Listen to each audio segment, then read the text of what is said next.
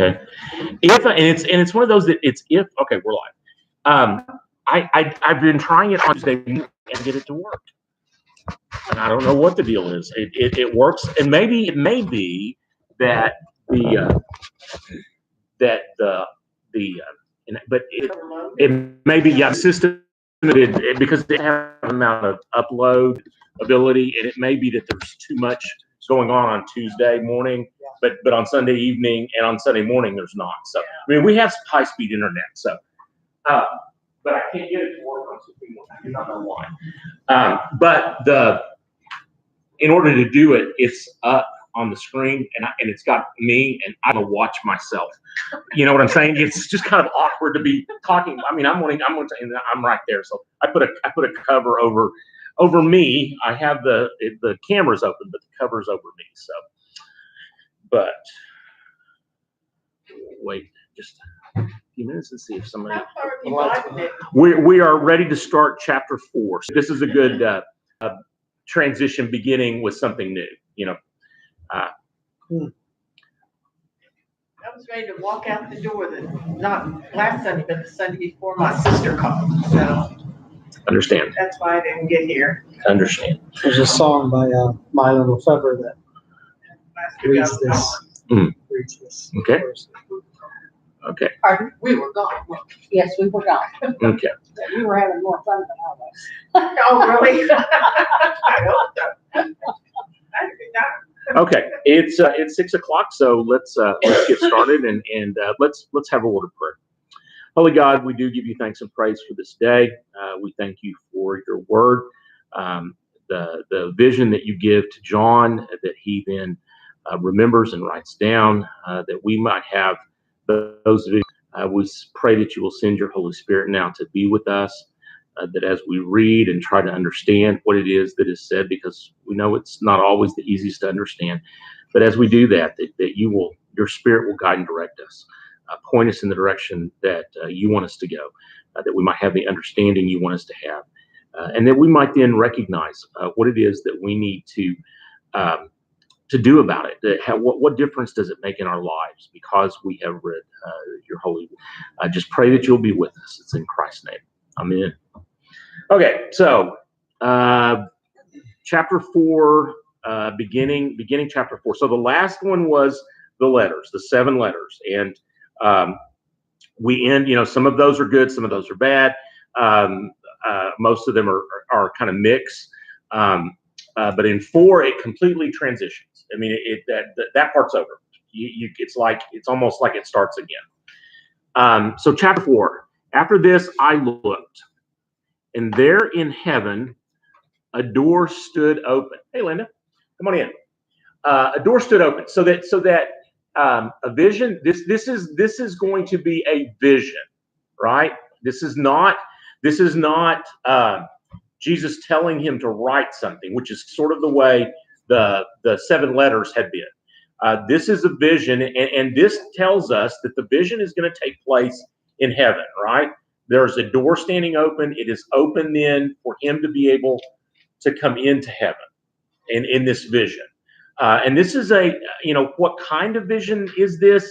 It's going to give us a little bit more on that in just a little bit, okay? But it starts with this open door.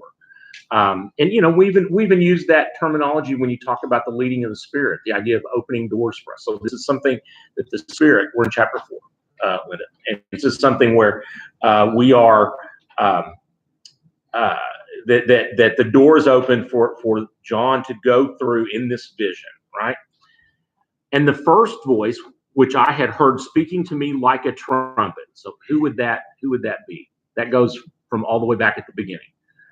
Okay, that is Christ, right? So this is Jesus speaking, because Christ is the one who he had heard before like a trumpet. And there was a whole lot of explanation and discussion about what he looked like and all, but his voice like a trumpet was one. So this is Christ that says, "Come up here, and I will show you what must take place after this." So where does that seem that Christ then is located? Up here. Okay, so Christ would be up there in heaven, right? And so we're looking at some kind of a Christy Jordan just sent me a message and said she's going to watch this on YouTube, or she's going to watch it on the live stream. So she's not going to be here, and she's going to eat something yummy. So if you're on here, we don't like that you're eating something yummy. But anyway, but this is Christ speaking. He's in heaven. Come up here. He's going to show you something that must take place after this. What is that? What do you think? What is that talking about? Something that must take place after this, in the future. Okay. I don't know. Do others of you read something different that would make it different? After this would be like right now, would it? The life on Earth. Okay, and so it's something that will take place after life on Earth. Okay, so it is the future, but it's not necessarily the immediate future. It may be further out kind of future, right? At once I was in the Spirit, and that could be in the Spirit. So this is a spiritual. John is not saying that he was bodily taken into heaven. This is a spiritual kind of revelation, a spiritual kind of vision, right? He is with the Spirit, and that, I mean, to me, that also gives it. In John's writing, it gives it that this is not John just thinking he sees this. He's with the Spirit, and so that gives him credence that he's with the Spirit. And there in heaven stood a throne with one seated on the throne. Now, interesting. Why do you think that John starts and describe? Because remember, this is not Jesus telling him what to write. This is John describing what he sees. Why does John decide to mention the throne first before he mentions the one seated on the throne? That would be God, where God is. Okay, that would be okay. So that is, I mean, in a sense, that's God is the one seated on the throne. But why the throne first? Why mention of the throne first? I mean, and really, I'm going to ask questions like this. There is no right answer. Okay, I mean, I'm just thinking, why would you, why do you think that you would say there in heaven stood a throne? That's if you stop, that's it. You got a throne. Why would the throne be significant? What do thrones tend to symbolize? Okay, or authority, power, right? Okay. So the obviously that throne, that authority, power is what impresses itself on John, right? And I think we're gonna get a little bit more understanding of this as we read along. About why he maybe doesn't, the focus isn't on the one sitting on the throne, but the throne itself, okay? So there is the throne with one seated on the throne. And the one seated there looks like jasper and carnelian. Do what? Sardius. Okay, and I assume that these are probably different names for basically the same. They're stones or they're colors. They're gemstones. They're gemstones. Mine says they're Gemstones, right? But they're different. It's probably a stone that has a similar color. Mine says emerald. Okay. Well, emerald's gonna come next in mine. Jasper, carnelian, and around the throne is a rainbow that looks like an emerald. Now, the commentary I looked at that says that emerald is probably not. That may be what it was referred to in the original writing, but that it sounds almost as if what he's referring to is a crystal. Because think about it, a rainbow that looks like a crystal. A crystal, you shine light through a crystal, you get a rainbow. Are there? Okay, I did not know that. So it would be, okay, so that it could be, it's not, we think of emerald, we think it's green. And so it's probably not that kind of green. Do what? Really? I did not know that. Wow. There's clear sapphires and stuff like that. Well, then what makes them? I thought they were what made them like a sapphire was the color, but it's not. No, it's how they're made, isn't it? It's the mineral content, compounds and stuff. Okay. All right. Well, okay. But notice, okay, and then it switches around the throne. Okay, so this is all we have as a depiction of the one seated on the throne, right?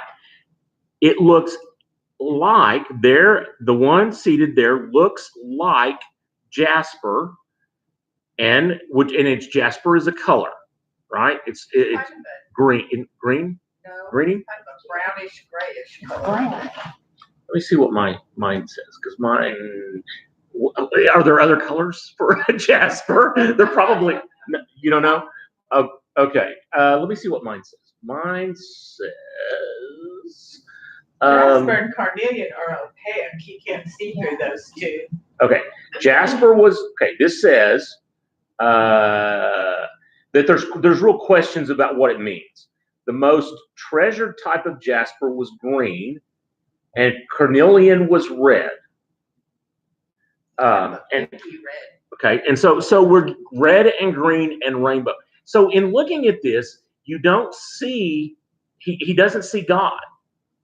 You know, I mean, he doesn't see God the way we think of seeing God. You know, you think of seeing God, you think Sistine Chapel, Michelangelo, God, big old guy, big beard, you know, all that. He sees colors, and so that the one seated on the throne is very much a. It's almost like he's been. It's like on TV when they don't want you to see the face, they fuzz the face. You know, it's kind of almost like that, only they've done it with colors, which may be why he doesn't start by describing God first, because it's kind of. I mean, the throne was very obviously a throne. The person on the throne is not as representative. It doesn't sound like a person like we think of a person, right? I mean, it's obviously God. I mean, I'm not saying it's not. But remember, they don't, in this day and age, you did not see God. To see God was to die. I mean, within Jewish thinking. So, you know, so the idea that he would be fuzzed or not be clear, why there's not clouds, we don't know. I mean, there could have been clouds that obscure, we don't know. But, I mean, something is obscuring it, right? Just kind of like an aura, maybe? Could be, right. Could be that it doesn't appear to be a human person. It's the way, you know, if you go back, especially if you go back into chapter 1, where we're getting all this discussion of Jesus, the one who was like the Son of Man, we get a person, a human wearing a robe with a sash and white wool hair, and eyes are like flames of fire, and his feet are like burning. I mean, that's very human. I mean, interesting ways to describe him, but obviously very human looking. This is not human looking. This is colors. And so that could explain a bit why the throne kind of jumps out at him. And then he goes on from the throne to describe what the one who's on the throne looks like. Okay. So, and there are clear emeralds. Okay. You learn something new. I mean, I learn something new all the time. That'd be a good one to have it clear, though. Is that really huh? They're very rare. Okay. All right. Well, it's like a chocolate diamond, right? You know, they sell chocolate. You know that people that are real diamond people, chocolate is horrible. That's the like bad diamonds, and yet they've made them important. They made them worth something because they called them chocolate and they put them in fancy settings. So yeah. I think we tend to do that, but see, that tells you that the value for things like that are all based on what we decide they are. If somebody can convince us that the value is high, then the value is high, even if it's bad, you know, a bad diamond. Okay.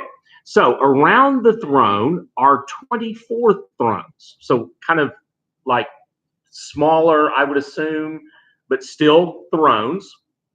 And seated on the thrones are 24 elders, dressed in white robes with golden crowns on their heads. Now, there's lots. I mean, I'm sure that there's probably a ton of different things about what those 24 could be. I'm gonna give you this I'm reading out of Eerdman's Bible commentary. And I don't know who wrote this section, so I don't know who it actually, but this is just one person's thought about what it means, right?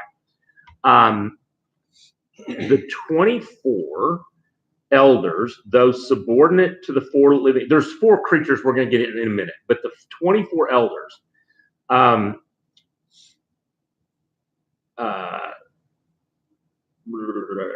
it is manifest that they are angelic beings. It is nevertheless not impossible to conceive. So they could be simply angelic beings. It is not impossible to conceive of them as also the heavenly representatives of the people of God in their twofold aspects as priests and kings, right? And because that's kind of the two parts of what they like. Anyway, I don't know how to explain it. In which case, the number 24 is reminiscent of the 12 tribes and the 12 apostles, thus fittingly symbolizing the messianic people of both dispensations, as the church was delighted to recognize.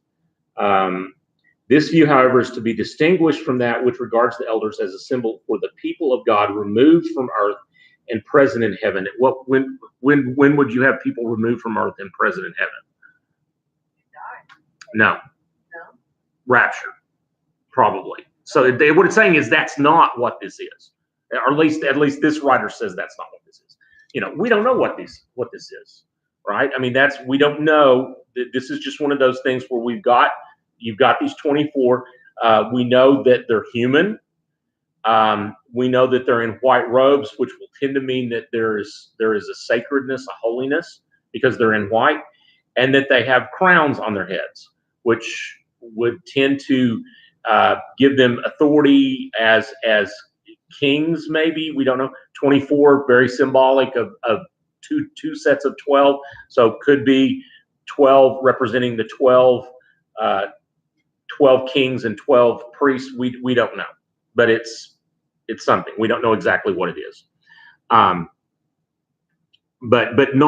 don't interpret it. Don't think of it as these are 24 humans that maybe after have been raptured and are there. That's not really what, and that's not what this person says they are. Who knows? Somebody else. If this person wrote that means somebody else thinks that that's what it is. So, I mean, they wouldn't have had any reason to write and say it's not that if somebody hadn't said it is, right? So, just understand that. Coming from the thrones are flashes of lightning and rumblings and peals of thunder. And in front of the throne burns 7 flaming torches, which are the 7 spirits of God. Now, we've heard of the 7 spirits before, right? We heard of that back when we were beginning the letters. Wasn't that where you had the 7 lampstands and that the 7 stars represented the, well, maybe I'm wrong. Maybe that's not what it was. They represent the angels to those churches. But there was something that represented the seven spirits of God. And I don't remember where that was. One footnote says, or the 7-fold spirit. Okay. All right. And I've heard that term used, the 7-fold spirit. That's a concept that is used by people today. The idea of the 7-fold spirit. But I remember that there was somewhere that talked about the 7 spirits of God. One footnote says, see Zechariah 14:4, 2-6. I think that's where we read that. Okay. All right. 1:4 is where it talks about the 7 spirits. This book, chapter 1, verse 4, is grace to you and peace from him who is and who was and who is to come, and from the 7 spirits who are before his throne. So that's where we mentioned it. That's where we talked about it before. So you get the 7 spirits, right? Okay. So you got these thrones, you got the people on the thrones. Coming out of the thrones are flashes of lightning. Notice at this point, it's not like flashes of lightning, right? It's literally, it says it's flashes of lightning, rumblings, peals of thunder, which would go together. And in front of the throne, you have 7 flaming torches, maybe set up in some way. You got these things that are flaming, and these are the 7 spirits of God. And that 1:4 talks about that you would have the spirits of God in front of the throne. I mean, that's what it said back in 1:4. And in front of the throne. Now, notice that these 7 spirits are in front of the. No, okay, it's not. This is all. Okay, coming from the throne. Okay, I need to back up. So that from verse 5 on, it's not talking. It's switched. It was talking about the 24, but this is not. This says coming from the throne of God. So you kind of have to be careful because you have the 24 thrones that are kind of the maybe little thrones, and then you have the throne, and these are coming. So the lightning and the thunder and all that is coming from the throne. The 7 torches are in front of the throne. The 7 spirits are in front of the throne, right? And in front of the throne, there is something like a sea of glass, like crystal. Okay? So that so in front of this is this. I don't know even what you would floor or something that is, but it's like a sea of glass, right? It's like a crystal. So it is. That's what it looks like. That's what it looks like. I'm not, and I don't know that's that significant or not at this point, but but notice it is that it looks like. It's something like it. So it's not a sea of glass. It's not. It may be crystal, but it's not. It's just something like that. Okay, around the throne and on each side of the throne. So on the kind of the 4 corners of the throne are 4 living creatures, full of eyes in front and behind. So these are creatures that have lots of eyes on them, right? Front and back. The first living creature like a lion. The second living creature like an ox. The third living creature with a face like a human face. And the fourth living creature like a flying eagle. Okay, so you've got these 4 living, so they're not statues, they're alive, right? That tells us that they're alive. And they are like, so it doesn't mean that it's actually a lion, but it kind of because when we get into talking about what it actually looks like, it's not going to actually look like, it's not going to be like a lion, but at least it strikes you. Do what? Reminiscent thereof. Yeah, it's reminiscent. You would look at it, even though you would say, well, it's not a lion, but it kind of looks like a lion, right? But you get lions, ox, human, and an eagle. And the commentary that I looked at said that in this day and age that John is doing this, that sort of the lion was the symbol of the wild beasts. The wild creatures. The ox was the symbol of sort of the domesticated kind of creatures. Humans are symbols of humans, but then I don't know if there's something else. Eagles, symbols of those things that fly. So that to some extent, almost like all of creation is symbolized in the 4 creatures, right? That's not. It's not maybe it's not all inclusive, but everything that walks upon the earth, in a sense, is sort of symbolized in these things. The eye. Notice though the eye. Notice, interestingly enough, that he doesn't just start with what they look like, but he starts with the fact that they're full of eyes in front and back, right? So that to me, that's obvious. When you looked at it, you didn't first say, oh wow, it kind of looks like a lion. what you looked at it, and the first thing you said was, "Man, he's got eyes all over him." You know, what do you think the eyes would symbolize?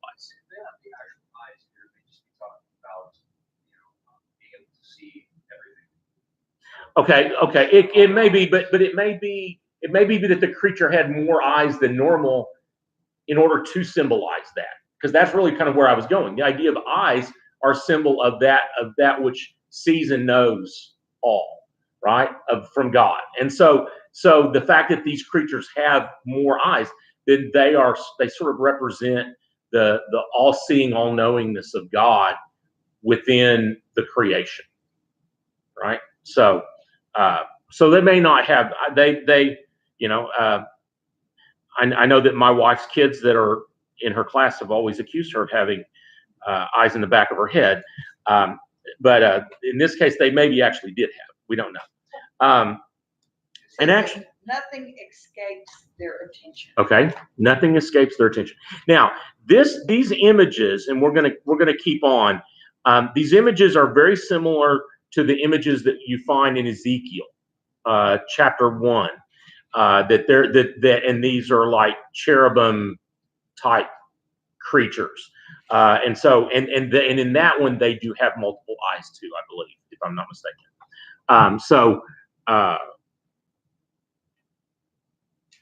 Unceasing watchfulness, right? Okay. Representing humankind and all these, right? Okay. The four living creatures, each of them with 6 wings, which pretty much tells you that they're not a lion or an ox or a human. Now, an eagle with 6 wings might be a little more like an eagle, but still, if it has 6 wings, it's not what it's not. It just looks like that. Are full of eyes all around and inside. Day and night, without ceasing, they sing. So these creatures, and how John knows day and night that they sing. Remember, he's in a spiritual state, so the Spirit somehow communicates to him that this is the truth, right? That there is this ongoing song, and they sing, "Holy, holy, holy, the Lord God, the Almighty, who was and is to come." Should sound like a number of songs that we sing, right? Because those are pretty much we've taken that and turned it into song lyrics, right?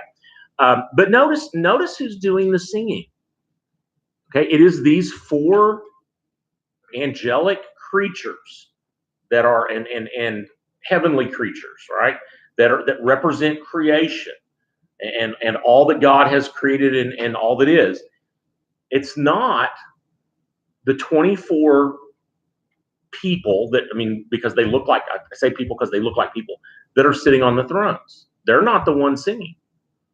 At this point, they're not singing at all. Okay, it's the 4 creatures that are singing day and night without ceasing. And whenever the living creatures give glory and honor and thanks to the one who is seated on the throne. So whenever these 4 creatures sing to God, which we're told is day and night without ceasing, so basically all the time, to the one who is seated on the throne, who lives forever and ever. So whenever they're giving this glory to God through the singing, the 24 elders fall before the one who is seated on the throne and worship the one who lives forever and ever.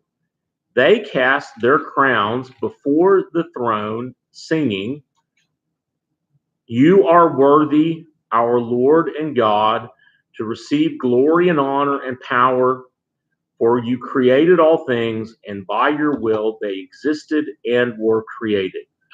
Again, those are, I think, out of Holy, Holy, Holy. I don't know if that song, the traditional hymn. I think have those words in there. So it almost appears as if at some point the singing, the original singing, had to have stopped for John to then see what happens when they sing, right? So that it must not be like a continual. It must be that they do it, or maybe just for him they've stopped so that he can see what what happens, right?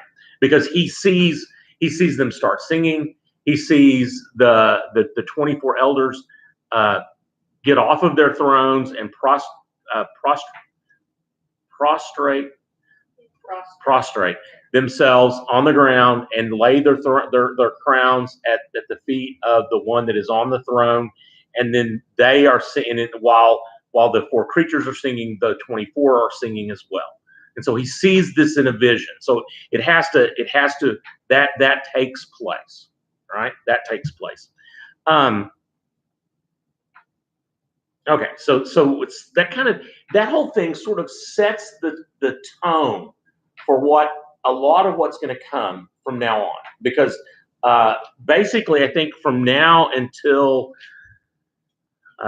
like chapter, when was it? What did it say? Chapter 10 or something like that, are going to be a lot of this stuff that happens, events that happen in heaven when he's there, the seals and the trumpets and those type of things. Maybe even a lot further than that. So through the end of chapter 11.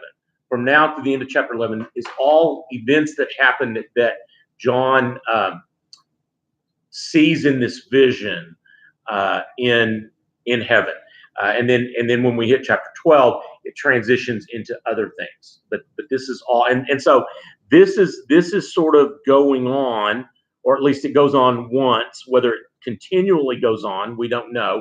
It would kind of be almost a little bit distracting if that was continually going on while these other things are going on, but maybe, I don't know.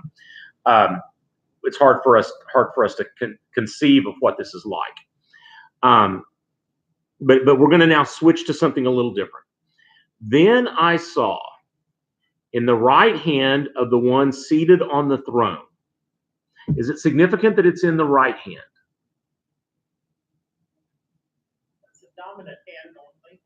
Yeah, it's not that dominance is, well,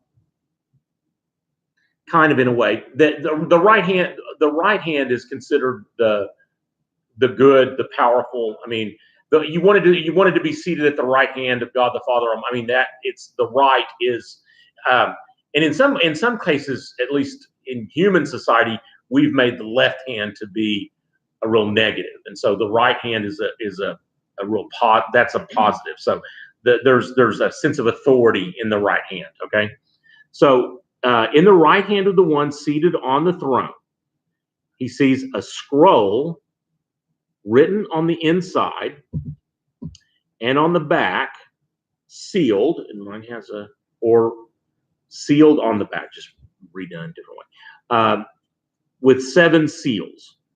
Now, the idea of a document with seals is a very common type of thing in this era, right? Like when we watched Risen and some other things like that. We've seen films that sort of depict that kind of time frame. The seal was a way of showing the authority or the credence of a document. You know, the person would write it, and then they would affix their seal to it, and that their seal would then give it, if it had the seal of the emperor, then that would give it huge weight, or the seal of the proconsul or whoever, would use a seal. I did a little reading on it, and there actually is even a thing in this day and age of a document that would have 7 seals. It's called a testament, and it basically was a will, and that in order to and we're talking for wealthy people that have a lot that they would want to pass on or whatever, but you had to have 7 witnesses, and so the 7 seals would be the seals of the 7 witnesses, and that you would not break the seals and read the testament unless all 7 of them were there to witness to what they had seen, that the person had written the testament. So there is some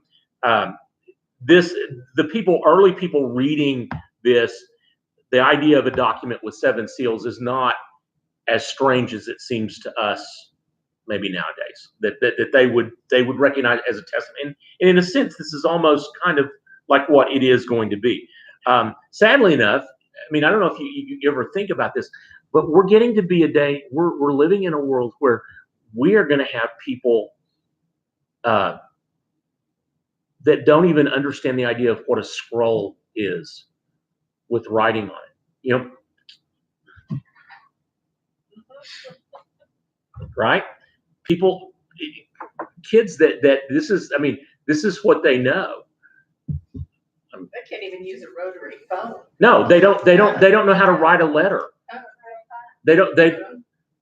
Well, they know how to tell time. They don't know how to use a clock. Yeah, they know what I mean. But yeah, but the idea of a scroll, I mean, because a scroll, you have to kind of recognize that a scroll is an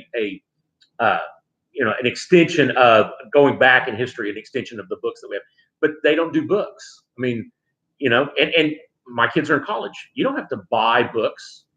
I mean, you could go almost strictly to online. You can rent books online and not even deal with ever having paper books.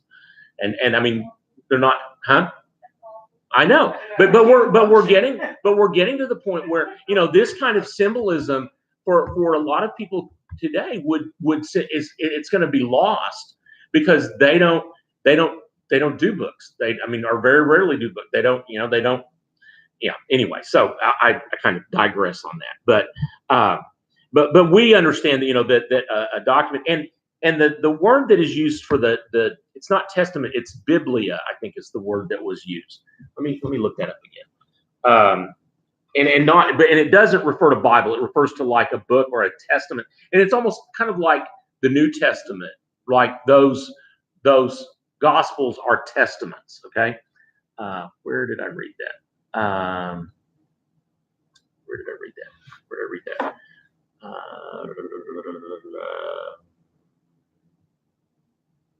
don't know where I read that. Anyway, I'll have to maybe look that up later. But okay, so we've got this document, this scroll with 7 seals, and this scroll is done in such a way that you open one seal and part of it opens and you can read it. I don't know exactly how that would work, but there's some way that you don't have to open all 7 of them to unroll it. You open one and then you can read part of it, and so it's a little different. I don't know. Yeah, you put a seal at a place, and then you can, like, you take off the top seal, you can unroll it part of the way, And then it would read part stop. of it, there'd be another seal there. Right. So you'd have to carefully remove it. Right. So you wouldn't see all 7 seals to start with, but they would be there. Right. I could see that. Or maybe even folded, maybe not so much rolled up as. Well, you could have a scroll that has gotten folded. All you do is take a scroll and smash it, and it's folded. Okay. Okay. I know that normally you wouldn't think of it as being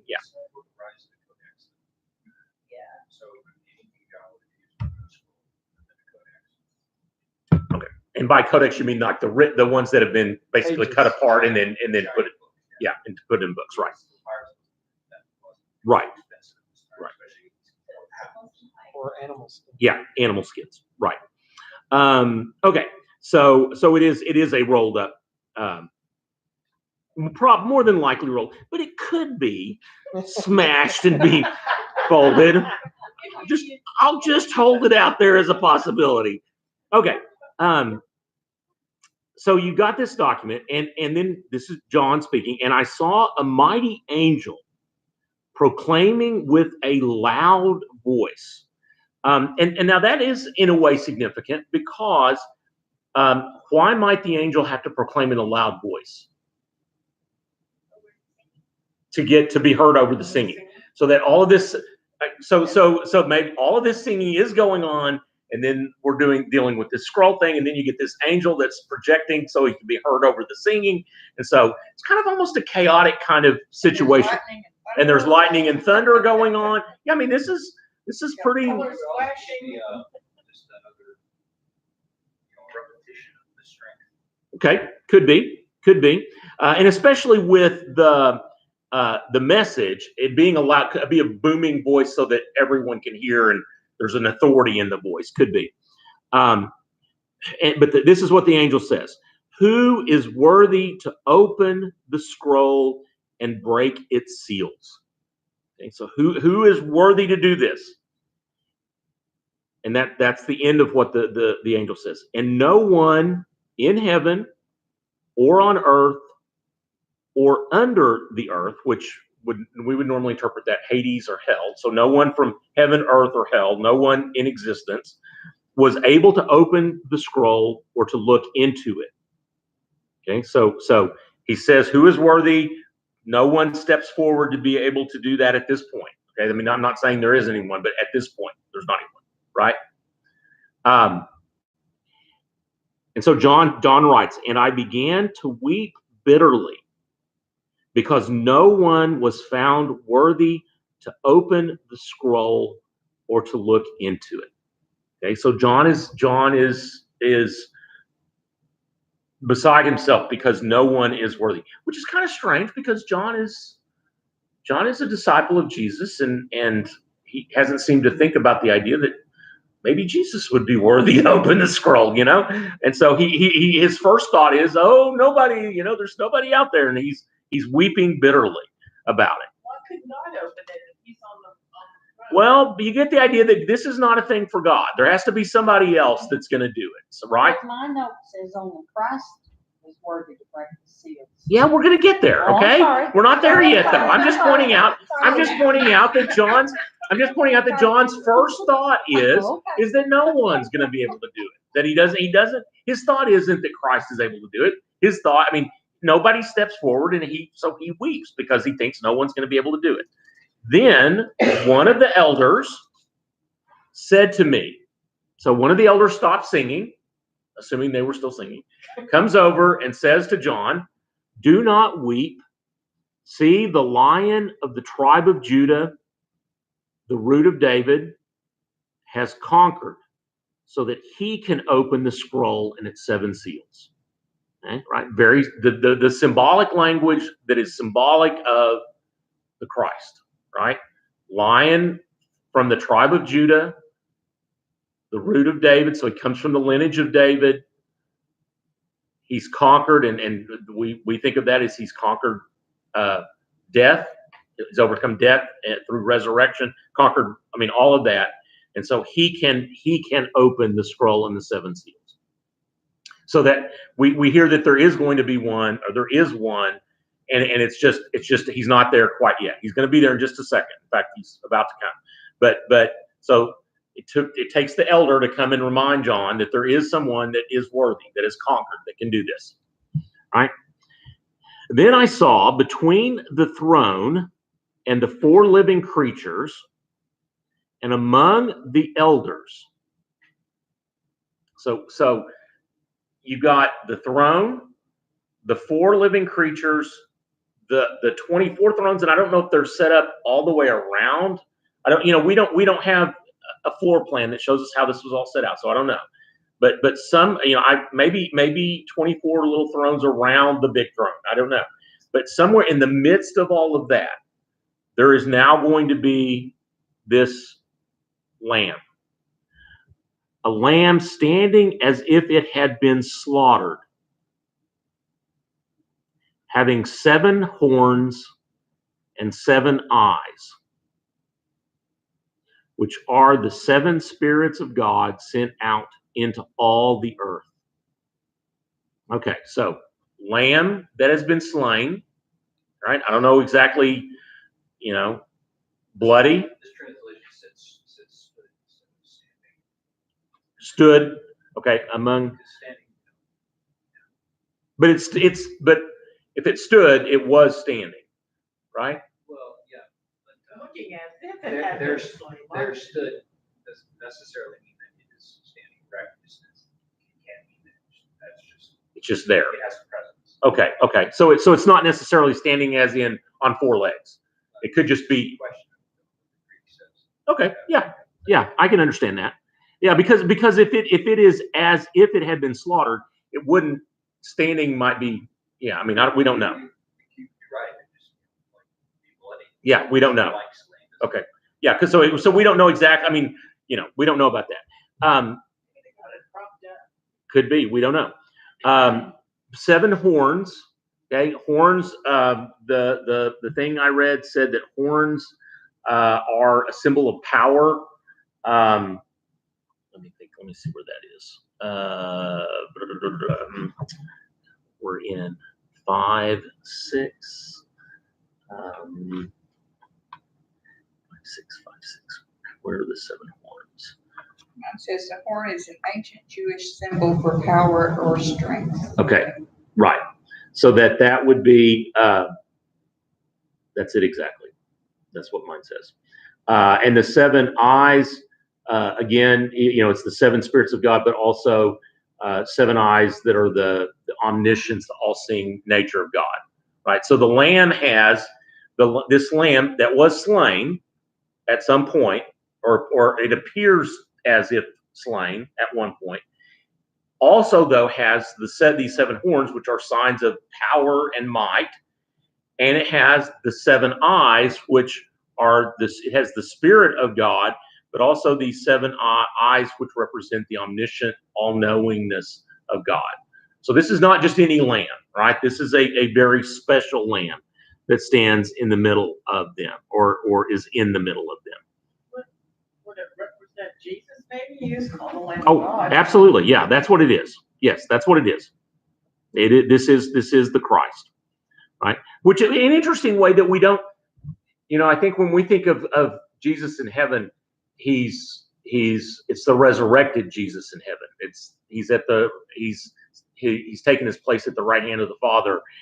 But in this case, he's not. He's a symbolic creature that's there, or as one that is a symbolic creature. And so not as quite as the way we think of Jesus in heaven, right? Mine has lamb capitalized. Right. Right. But again, that's just a lot of those kinds of things are just translator issues. There's no, somebody decided that in the Bible, in that case, it refers to Jesus, so we'll capitalize it as lamb. In the original languages, you're not going to have that kind of thing. That's not going to be something that you could get from the originals. So that's a number of things like that. Okay, so we have this lamb, which is the only way we can refer to it. He, the Lamb, went and took the scroll from the right hand of the one who was seated on the throne. When he had taken the scroll, the 4 living creatures, so that's the 4 at the corners, and the 24 elders fell before the Lamb. So these, and interestingly enough, notice the 4 living creatures, had they fallen before the one who sat on the throne? According to what John has seen. No. Right? They were singing, the other 24 fell before the throne, but the four singing didn't. They were doing their singing, we don't hear that they have fallen before the throne. But at this point, when he opens the scroll, the 4 living creatures and the 24 elders fall before the Lamb, each holding a harp and golden bowls full of incense.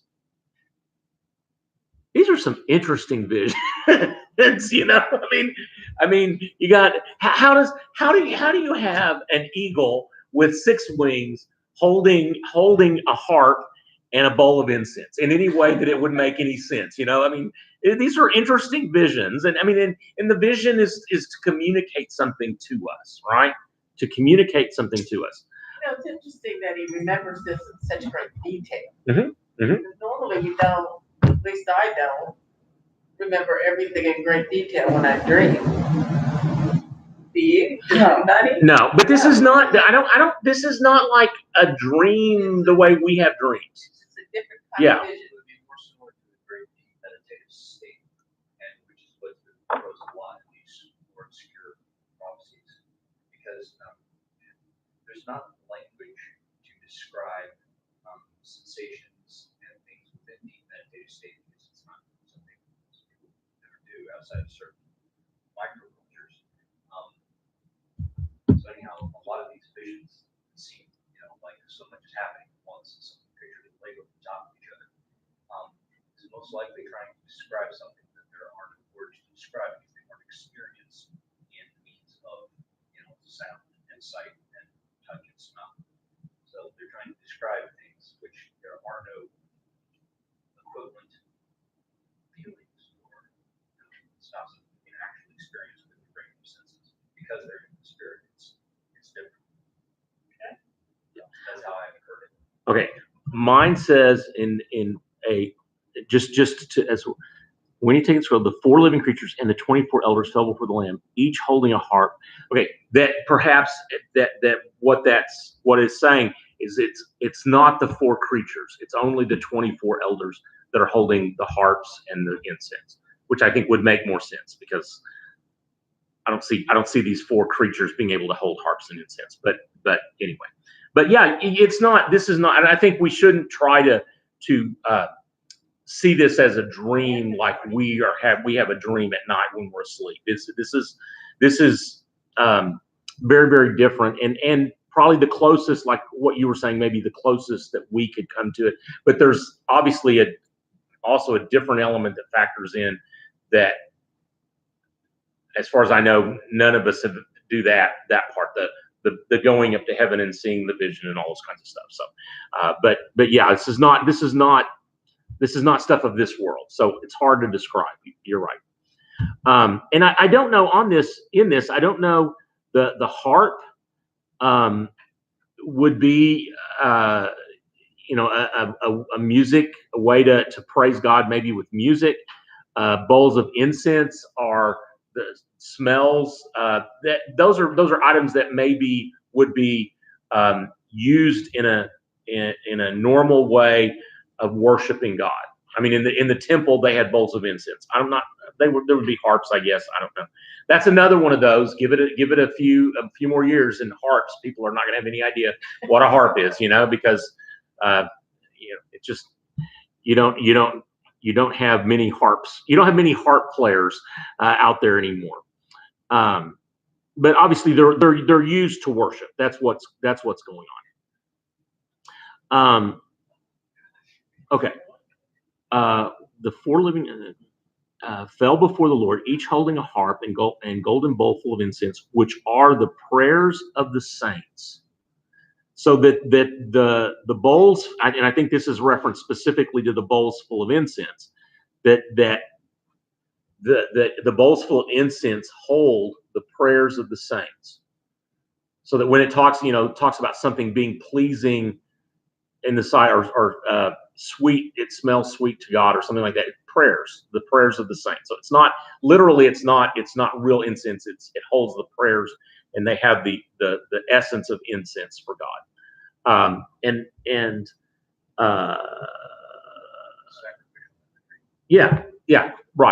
Right. Okay, so they sing a new song. So now the other songs have ended. Okay, now we're queuing up a new one. You are worthy to take the scroll and to open its seals. So now they're not singing to God, right? They're not singing the one on the throne. They're now singing to the Lamb. So all of this worship stuff, this sacrificial language, worship language was not to the one on the throne, but to the Lamb. That's who they fell before, and that's who they were doing this. And now this song is a song to the Lamb. You are worthy to take the scroll and to open its seals. For you were slaughtered, and by your blood you ransomed for God saints from every tribe and language and people and nation. You have made them to be a kingdom and priests serving our God, and they will reign on earth.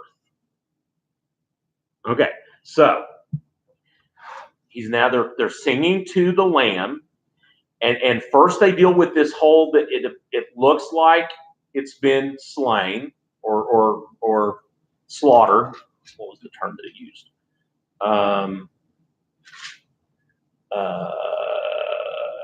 as if it had been slaughtered, right? But what we hear is that yes, it had been slaughtered, but it was slaughtered not just to be slaughtered, not just for food or whatever, but this is a slaughter in which the blood of the lamb becomes a ransom for God, right? And this is not a ransom as in pay a kidnap ransom, which is kind of the way we tend to think of the term ransom, right? But in this case, it is a ransom to pay the penalty for another. And the term that we use within the life of the faith is the idea of atonement, right? The atonement, that which is the blood was shed as an atonement for the sins of the world. That for all the evil that people have done, the blood of the Lamb is a ransom. It pays for that sin. Does that make sense? Does that? Okay. So don't when you hear the term ransom, don't think of ransom quite the way I think we think of it as only one thing, and it's not. But interestingly enough, that it's for, because first it's a ransom for God, but it's for saints. And remember, saints in this period meant everyone who was basically a follower of Jesus was referred to as a saint. It's not a designation the way, say, the Catholic Church would designate, or even the Anglican Church designates saints. It's not like just super good, faithful, or whatever people. Everyone, they're saints, right? Everyone that was a follower of Jesus. And they are from every tribe. And tribe is interesting because tribe is very much a Jewish, I mean, in this context, you would think it Jewish because the 12 tribes of Israel. But it takes it, it's going to now take it and blow it up, because it's not just from every tribe, i.e. the 12 tribes, but from every tribe and every language and people and nation. And so in this time, the time that John is having this vision and writing this, and we talked about the idea that it's what? It's like, what did we say? You remember, like was it in the 90s, 96, something like that? Mickey, do you remember what we said? Something in that area, because of the reign of Emperor Domitian.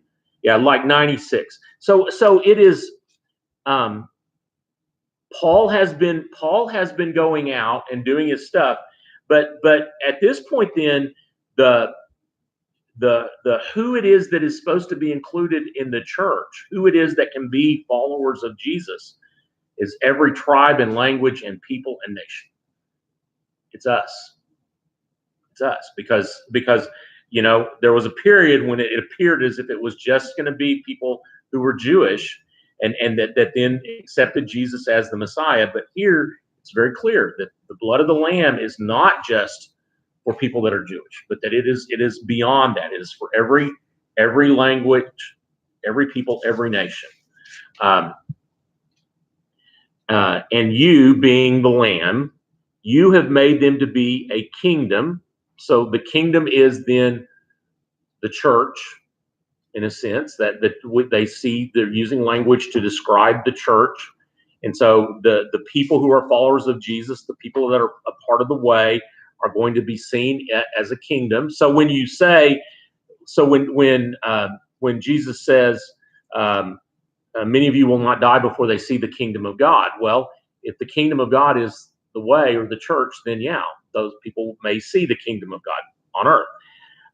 And they will be priests serving our God, so that all of these people will become a kingdom, and they will be priests. And that's where you might get, that kingdom and priesthood is where you might get that those 24 are 12 that represent the kingdom part and 12 represent the priest part.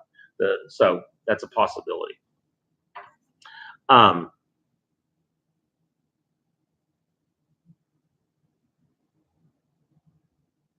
Okay, we're going to end right there. We'll end in verse 10.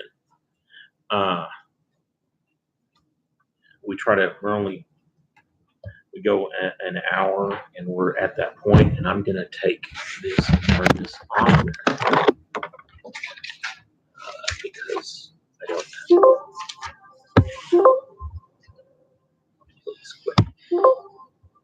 fine. Remind me later. Are you sure you want to end your stream?